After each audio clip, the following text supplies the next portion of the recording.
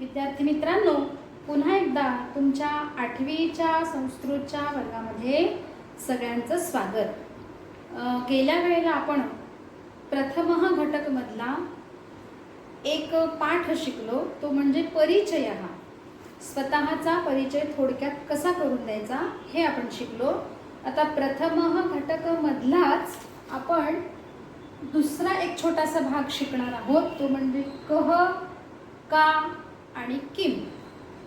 याचा अर्थ कहचा अर्थ होतो पुल्लिंगी, काचा अर्थ होतो स्त्रीलिंगी आणि किमचा अर्थ होतो नपुंसकलिंगी।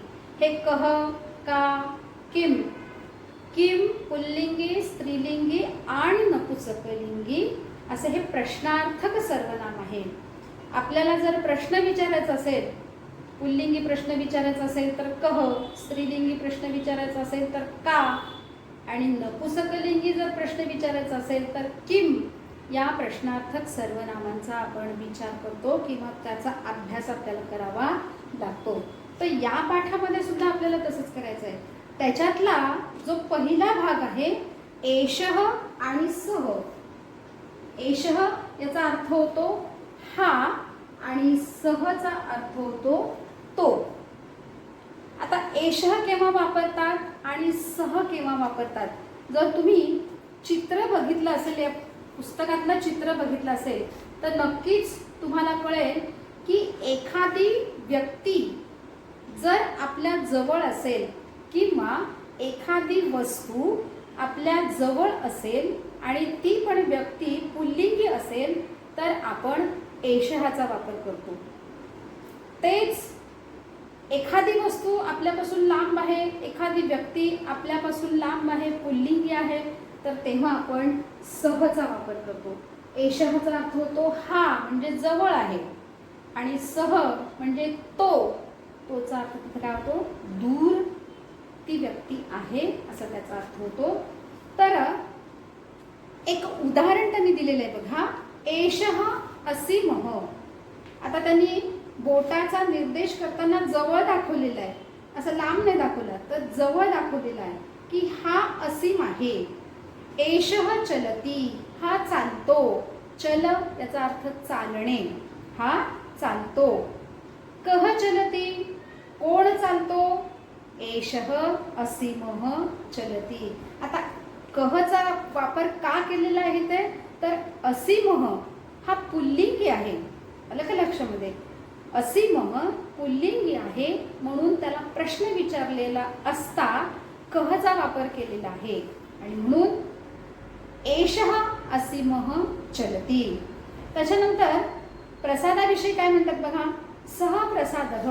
आता त्यांनी लांब बोट दाखवलेलं आहे म्हणजे त्या व्यक्तीपासून तो प्रसाद लांब आहे, म्हणून सः प्रसादः, तो प्रसाद।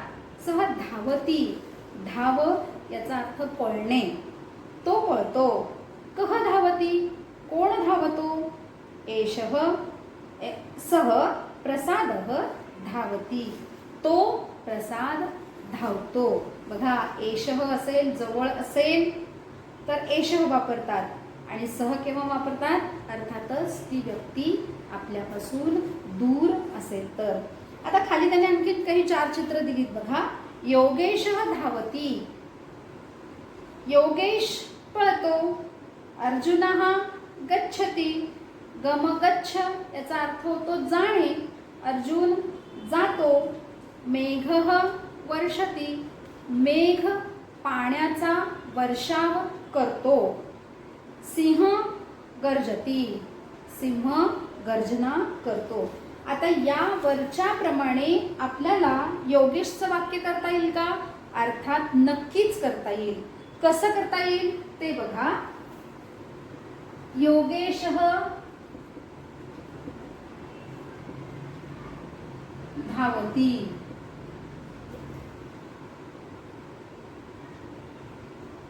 मग मी काय म्हणणार?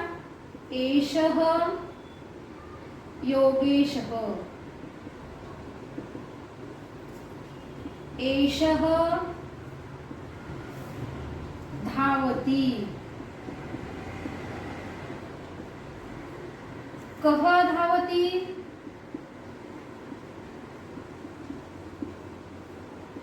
बघा मी इथे प्रश्नार्थक चिन्ह का दिलेलं आहे, कारण मी प्रश्न विचारलेला आहे.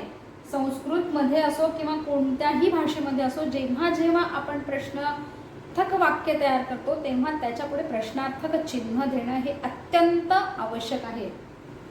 मूळ वाक्य काय आहे, योगेशः धावती. त्याचं आपण याप्रमाणे जर केलं तर एषः योगेशः, एषः धावती, कः धावती, एषः योगेशः धावती. त्याच्यानंतर दुसरं वाक्य कोणतं होऊ शकतं, दुसरं वाक्य काय आहे, अर्जुनः चलत गच्छति.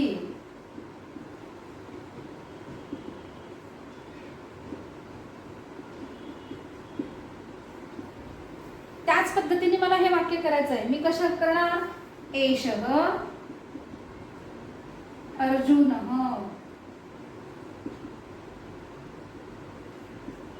एषः गच्छति, कः गच्छति. पुन्हा प्रश्नार्थक चिन्ह आलं, त्याचं उत्तर काय येईल, एषः अर्जुनः गच्छति.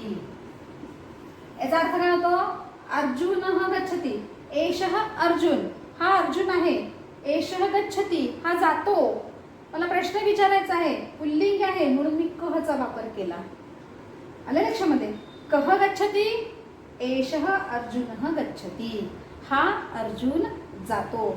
आता पुढचं जे आहे की नाही, सह प्रसादः सह धावती, कहा धावती, सह प्रसादः धावती, त्या वाक्याप्रमाणे आपण हे दोन्ही वाक्य करू शकतो. मेघ वर्षती आणि सिंह गर्जती, ही दोन वाक्य आपण वरच्या प्रमाणे करतो. बघा, मेघः वर्षती,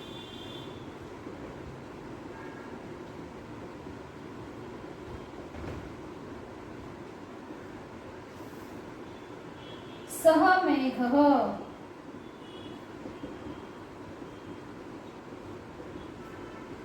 सह वर्षति, कः वर्षति, पुन्हा प्रश्नार्थक चिन्ह, सह मेघः वर्षति.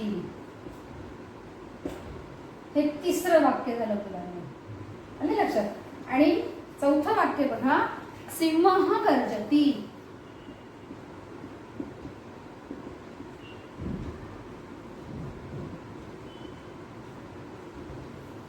वरच्या प्रमाणे मला हे वाक्य करायचंय. मी कसं करणार, सह सिंहः, सह गर्जती. आता पुन्हा बघा, सिंह म्हणजे पुल्लिंगी आलाय म्हणून कः गर्जती.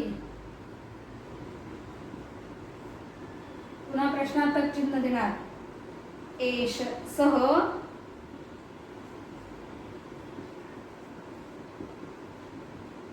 सिंहः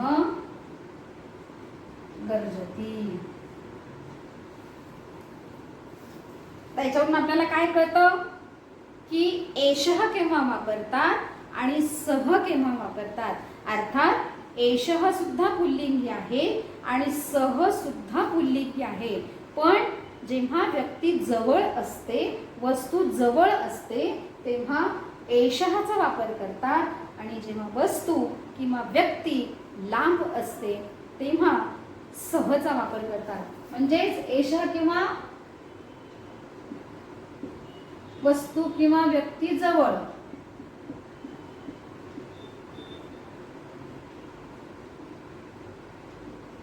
आणि सह किंवा वस्तू किंवा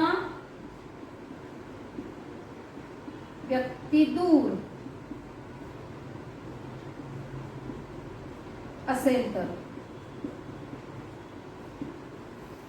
आले लक्षामध्ये. आता त्यांनी एक कृती करायला सांगितलेली आहे. छात्राः मंजुषा द्वयस्य सहाय्येन वाक्यानि वदन्ति. आता इथे एक घटक दिलेला आहे आणि इथे त्याच्या समोर एक घटक दिलेला आहे. हा जो पहिला घटक आहे या घटकामध्ये सगळे नावं आहेत, म्हणजे नाम आहेत. आलं का लक्षामध्ये? या घटकामध्ये सगळे नामं आहेत, नाव आहे. आणि दुसरा जो घटक आहे या दुसऱ्या घटकामध्ये नक्कीच त्यांच्या क्रिया आहेत. आलं लक्षात? मग या दोन्हींचा वापर करून मला छान वाक्य करायचं आहे. पण वाक्य करण्याआधी त्या नामाचा आणि क्रियापदांचा अर्थ तुम्हाला कळायला पाहिजे. त्याच्याशिवाय तुम्हाला वाक्य तयार करता येणार नाही. मग काय अर्थ होतो त्याचा? पहिल्या गटातला जो आहे, पहिल्या चौकटातला छात्र याचा अर्थ होतो विद्यार्थी. छात्र ह्याचा अर्थ काय होतो? विद्यार्थी. गिरीशः मुलाचं नाव आहे. सिंह सिंह. मयूरः अर्थात मोर. काकः म्हणजे कावळा. गजः म्हणजे हत्ती. मूषकः म्हणजे उंदीर. शुनकः म्हणजे कुत्रा. शुकः म्हणजे पोपट. शिक्षकः म्हणजे शिक्षक. बालकः म्हणजे लहान मूल. अश्वः म्हणजे घोडा. आणि मर्कटः म्हणजे माकड किंवा वानर, किंवा त्याला आपण कपी सुद्धा म्हणतो. पण कपी हा संस्कृत शब्द आहे आणि मर्कट हा म्हणजे वानर किंवा माकड. आता हे सगळे पुल्लिंगी आहेत बघा. आलं का लक्षामध्ये? आपण एषः आणि सह हे पुल्लिंगी बघितलं. मग तुम्हाला वाक्य करायला सांगितले तर वाक्य सुद्धा कशी असणार आहे? पुल्लिंगीच असणार आहे. त्याच्यानंतर क्रियापद कोणती दाखवलीत पहा. पठती म्हणजे वाचतो. गच्छती मूळ धातू पठ आहे बरं का. पठतीचा मूळ धातू पठ आहे, त्याचा अर्थ होतो वाचणे. गच्छती, गच्छतीचा मूळ धातू आहे गमगच्छ आणि त्याचा अर्थ होतो जाणे. आगच्छती, गच्छती म्हणजे जाणे आणि आगच्छती म्हणजे येणे. गमगच्छला हा आ उपसर्ग लागलेला आहे आणि त्याचा अर्थ होतो येणे. त्याच्यानंतर लिखती मूळ धातू आहे लिख, त्याचा अर्थ होतो लिहिणे. खादती मूळ धातू खाद आणि त्याचा अर्थ होतो खाणे. उपविशती मूळ धातू उप अधिक विश, याचा अर्थ होतो बसणे आणि उपविशतीचा अर्थ होतो बसतो. उत्तिष्ठती उद अधिक स्था तिष्ठ धातू आहे मूळ, त्याचा अर्थ होतो उठून उभे राहणे आणि उत्तिष्ठतीचा अर्थ होतो उठून उभे राहतो. पिबती पा पिब धातू आहे मूळ धातू आणि त्याचा अर्थ होतो पिणे. पश्यती दृश्यपश्य धातू आहे, त्याचा अर्थ होतो पाहणे आणि पश्यतीचा अर्थ होतो बघतो. नृत्यती नृत नृत्य असा धातू आहे आणि त्याचा अर्थ होतो नृत्य करणे. खेलती हा मूळ धातू खेल आहे आणि त्याचा अर्थ होतो खेळणे. गायती गई गाय धातू आहे आणि त्याचा अर्थ होतो गाणे म्हणणे आणि गायतीचा अर्थ होतो गाणे म्हणतो. नमती नम म्हणजे नमस्कार करणे आणि नमतीचा अर्थ होतो नमस्कार करतो. उत्पतती उद अधिक पत याचा अर्थ होतो उडणे आणि उत्पतती म्हणजे उडतो. वदती मूळ धातू आहे वद आणि वदतीचा अर्थ होतो बोलतो. तर या सर्व नामाचा, या नामाचा आणि क्रियापदांचा वापर करून तुम्हाला एक 4-5 वाक्य मी करून दाखवते. त्याप्रमाणे तुम्ही जेवढी जास्तीत जास्त वाक्य तुम्हाला करता येईल, जेवढी जास्तीत जास्त वाक्यरचना तुम्हाला करता येईल, तेवढी जास्तीत जास्त वाक्यरचना तुम्ही करायची आहे. तर 4-5 वाक्य बघा मी सांगते तुम्हाला. समजा मी घेतलं मयूर.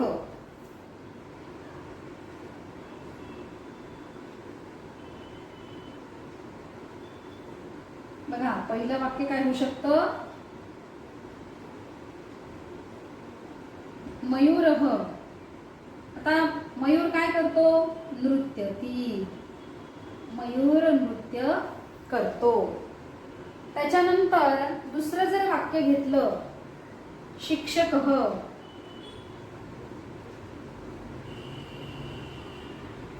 आगच्छति, शिक्षक येतात. त्यानंतर तिसरं वाक्य घेतलं आपण, शुनकः खादति, शुनकः खादति. शुनक म्हणजे मी सांगितलं तुम्हाला कुत्रा, तो काय करतो, खातो. बालकः खेलति,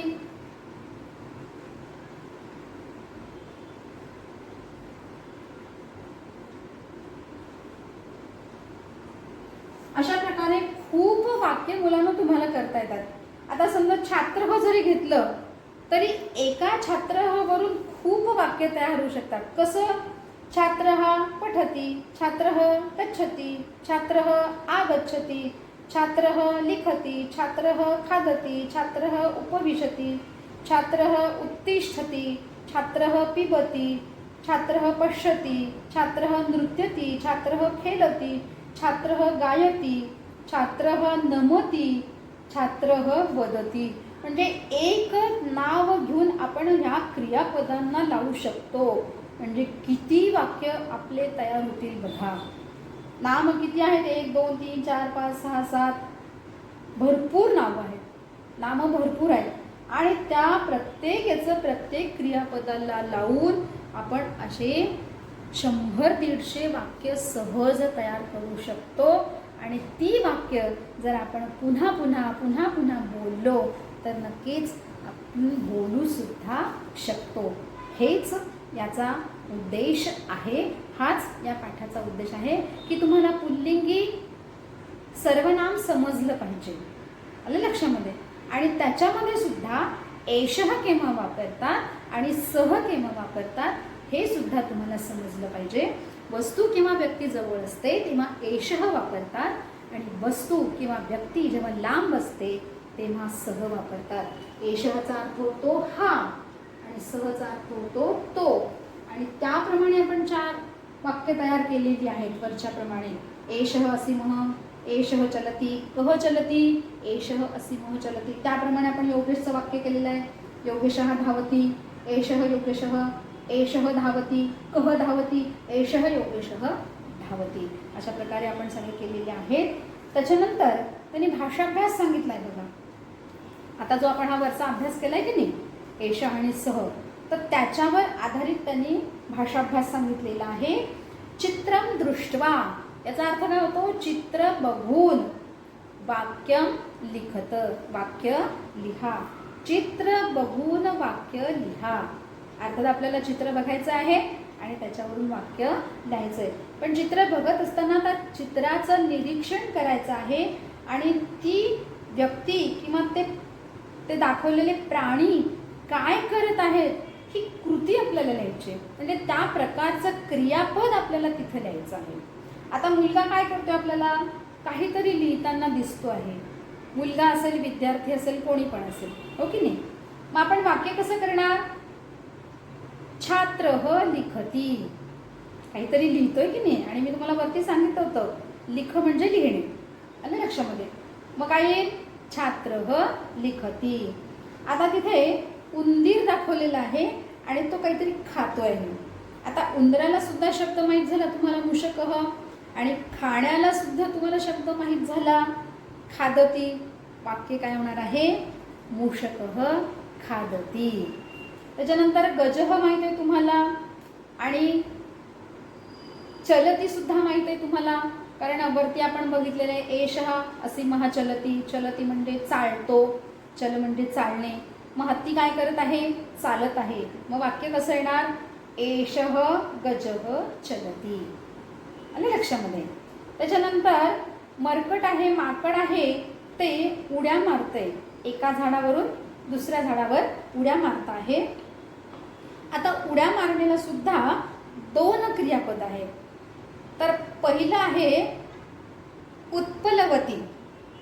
उत्पलवती म्हणजे उड्या मारतो आणि कुर्दती म्हणजे सुद्धा उड्या मारतो. मग वाक्य कसं होईल?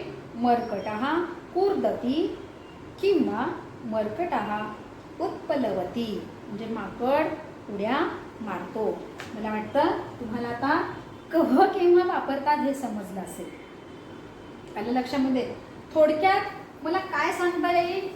जर कह वापरायचं असेल बघा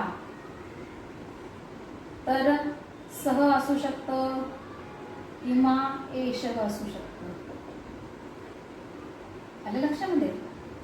कहचा वापर जर मला करायचा असेल तर पुल्लिंगी सर्वनाम मला वापरावं लागेल. त्याच्यामध्ये सह असेल, सह म्हणजे दूर असेल तर, आणि एषः पण मला वापरावं लागेल जर जवळ असेल तर. तर इथे आपण पुल्लिंगी कहचा विचार केलेला आहे. याच्यानंतर आपण बघणार आहोत स्त्रीलिंगी. स्त्रीलिंगी का. बघा कचा आपण विचार केला, आता आपण काचा विचार करणार आहोत. मग का म्हणजे काय होतं? तर काचा अर्थ होतो कोण, पण स्त्रीलिंगी. काचा अर्थ होतो पण कोण? स्त्रीलिंगी. जसं कहचा अर्थ कोण होतो तसंच काचा पण अर्थ कोणच होतो, पण स्त्रीलिंगी जर असेल आणि तिला जर तिच्याविषयी जर प्रश्न विचारायचा असेल तर आपण का या प्रश्नार्थक स्त्रीलिंगी प्रश्नार्थक सर्वनामाचा आपण विचार करतो. आता याच्यातला दुसरा भाग कोणता आहे? 2.2 एषा आणि सा. बघा मी तुम्हाला इथं कोपऱ्यात लिहून दिलेलं आहे का, सा आणि एषा. हे लक्षात ठेवायचं बरं का मुलांनी. कह जर असेल तर सह किंवा एषः वापरतात आणि का जर असेल तर सा किंवा एषः वापरतात. आता तो कसा वापर होतो हे त्यांनी 2.2 मध्ये सांगितलेलं आहे. एषा निलिमा, एषा गायती. का गायती? एषा निलिमा गायती. एषा म्हणजे ही. एषाचा अर्थ काय होतो? ही, स्त्रीलिंगी.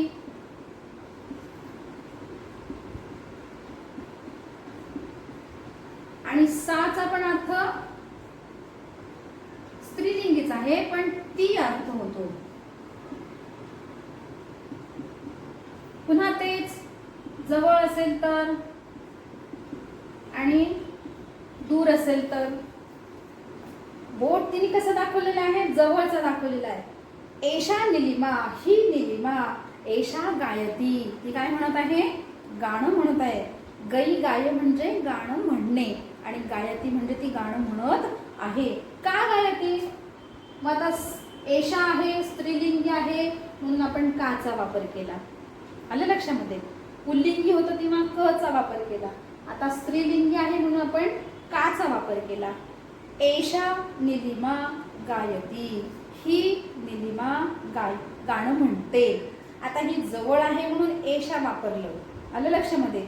आता स्वाती लांब आहे मग सा स्वाती. ती स्वाती आहे. सा नृत्यवती, ती नृत्य करते. का नृत्यती?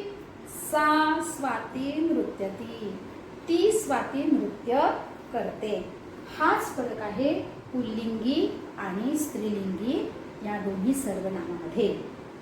एषा स्त्रीलिंगी, सा स्त्रीलिंगी, एषः पुल्लिंगी, सह पुल्लिंगी. आलं लक्षामध्ये? आता त्यांनी एक कृती सांगितलेली आहे. छात्रः स्वसमीपे दूरे उपविष्टस्य मित्रस्य विषय वाक्यं वदति. स्वसमीपे दूरे म्हणजे स्वतःच्या जवळ आणि दूर बसलेल्या विद्यार्थ्यांच्या विषयी दोन वाक्य म्हणत आहे. यथा एषः सुभाषः उपविशति. हा सुभाष जवळ आहे तो. एषः सुभाषः उपविशति, हा सुभाष जवळ बसतो. सः अंकेतः हसति. आता सह म्हणजे तो, तो संकेत आहे, तो लांब आहे म्हणून सह वापरलंय. सह संकेतः हसति, तो संकेत हसतो. एषा नीता लिखती. आता एषा कुणा जवळ आहे, आलं का लक्षामध्ये. ही नीता लिहिते. सा सुवर्णा चलती आणि लांब असल्यामुळे ती सुवर्णा चालते. बघा आता इथं दोन्हीचा वापर केलेला आहे. म्हणजे एषः पुल्लिंग पण आहे, सह पण आहे आणि स्त्रीलिंगी पण आहे. एषा आणि सा म्हणजे जसं एषः वापरलेलं आहे तसं एषा वापरलं आणि जसं सह वापरलं तसंच सा सुद्धा वापरलेलं आहे. आता जो पुढचा भाग आहे भाषाभ्यास. मंजूषायाः सहाय्येन वाक्यानि रचयत. या शब्दांच्या उपयोगावरून आपल्याला वेगवेगळ्या प्रकारची वाक्य तयार करायची आहेत. आता त्यांनी काही पुल्लिंगी नावं दिलेली आहेत, काही स्त्रीलिंगी नावं दिलेली आहेत आणि त्याच्यानंतर खाली क्रियापदं दिलेली आहेत. मी त्या सगळ्यांचा अर्थ तुम्हाला सांगणार आहे आणि त्या पद्धतीने तुम्ही वाक्य तयार करायची आहे आणि मला पाठवायची आहेत लिहून. समजलं का. आता पहिल्या चौकटात काय दिलेलं आहे, हरिण. हरिण म्हणजे सगळ्यांना माहीत आहे, हरिण मृग. गायक, गाणं जो म्हणतो गातो त्याला गायक म्हणतात. नृप म्हणजे राजा. सह म्हणजे तो. एषः म्हणजे हा. कह म्हणजे कोण पण पुल्लिंगी. अमितः पुल्लिंगी आला. कपोतः म्हणजे कबूतर. मार्जारः म्हणजे मांजर. शुकः पुन्हा पोपट आणि सिंह म्हणजे पुन्हा सिंह आलेला आहे. त्याच्यानंतर आणखीन इथं बघा कोणते स्त्रीलिंगी शब्द दिलेले आहेत त्यांनी. चटका, चटका म्हणजे चिमणी. पिपीलिका म्हणजे मुंगी. बालिका विद्यार्थिनी. त्याच्यानंतर महिला, बालिका म्हणजे लहान मुलगी आणि विद्यार्थिनी म्हणजे विद्यार्थी स्त्रीलिंगी. महिला म्हणजे नारी. मक्षिका म्हणजे माशी. गीता नाव आहे. नदी. सा म्हणजे ती.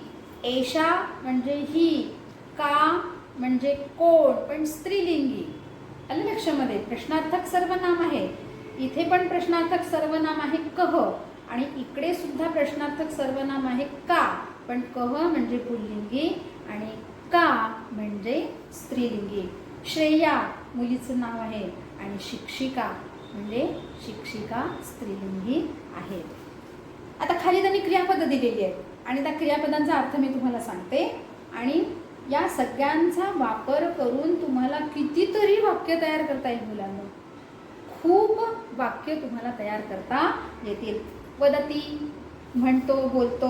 पश्यती बघतो. पतती पडते. हसती हसतो. खादती खातो. पिबती पितो. वसती राहतो. कथयती सांगतो. नमती नमस्कार करतो. वहती वाहतो किंवा वाहते. गायती गातो.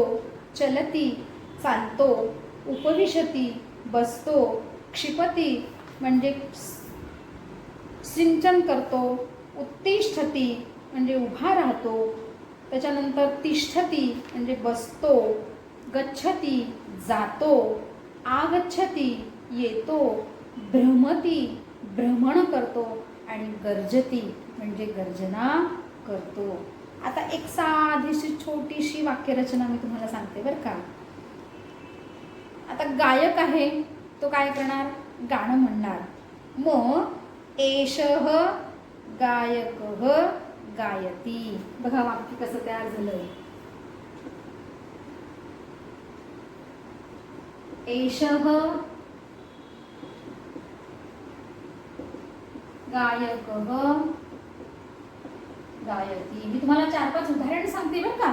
तुम्हाला असे अनेक वाक्य तयार करायचे आहेत. मी तुम्हाला 4-5 उदाहरण सांगते. त्याच्यानंतर दुसरं वाक्य सांगते. मार्जारः किंवा शिक्षिका घेऊयात आपण. मग स्त्रीलिंग आहे. मग एषा शिक्षिका.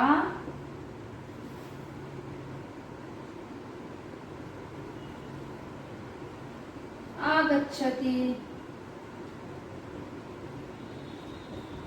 त्याच्यानंतर तिसरं वाक्य काय होऊ शकतं, नदीचं जर घेतलं आपण तर नदी म्हणजे पुन्हा स्त्रीलिंग आली, सा नदी वहती. त्याच्यानंतर चौथं वाक्य घेऊयात आपण पुन्हा आणखीन, अमितचं घेऊयात, नाम आलेलं आहे बघा. आता अमित म्हटल्यानंतर जवळ असेल तर एषः आणि दूर असेल तर सहा, सह अमितः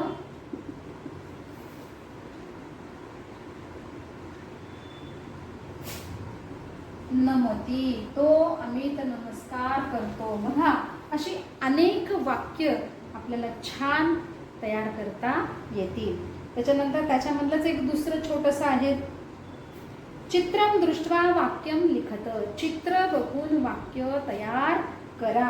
आता ही मुलगी आहे आणि ती हसती आहे. आता आपल्याला हे संस्कृत मध्ये करायचं आहे. काय होईल, हे पहिलं आहे आणि हे दुसरं आहे. तर ही एक मुलगी आहे आणि ती हसते आहे. मग ही म्हटल्यानंतर काय होणार आहे, एषा, एषा बालिका हसती. त्याच्यानंतर दुसरं वाक्य काय होऊ शकतं, ती महिला दाखवलेली आहे, ती चालताना दाखवलेली आहे. मग मला पुन्हा महिला म्हणजे एषा वापरावं लागेल, एषा महिला चलती. तिसरं वाक्य आहे पहा, आता शिक्षिका शिकवते आहे. मग सा शिक्षिका, शिकवणीला म्हणतात अध्यापयती.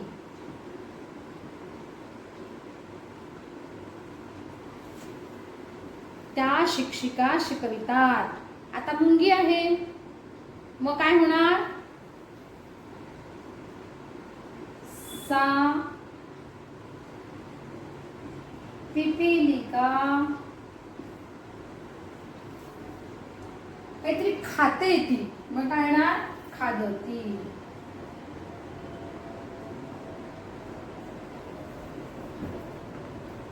अशा प्रकारे आपण याचे सुद्धा अनेक वाक्य तयार करू शकतो आणि त्याच्या खाली तुम्ही असे लिहू शकता.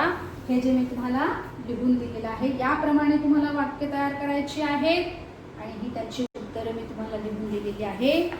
या ठिकाणी आज आपण थांबूयात. नमो नमः.